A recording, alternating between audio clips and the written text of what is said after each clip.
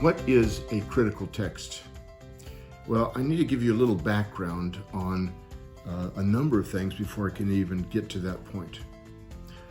We have in libraries throughout the world, individual collections, monasteries, universities, museums, thousands of Greek New Testament manuscripts.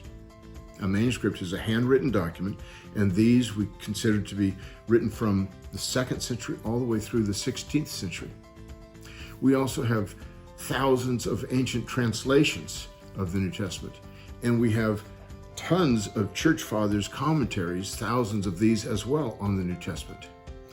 These sources scholars have used to try to reconstruct what they believe the original text was. A critical text is not based on a single manuscript or on a group of manuscripts in toto.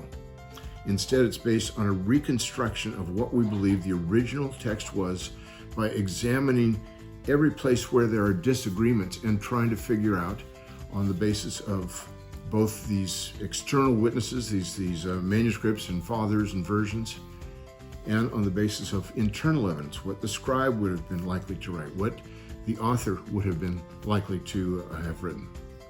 We look at all this and construct it, and we come up with a critical text. Critical does not mean that it's criticizing anything. It means it's a scholarly text. It's one that's based on the best evidence and the best scholarship we have for reconstructing what the original said. We don't have the originals anymore. They disappeared. We don't have copies that agree with each other. Almost every single manuscript we have disagrees with each other in many places. So scholars have to put this together. How do they do it?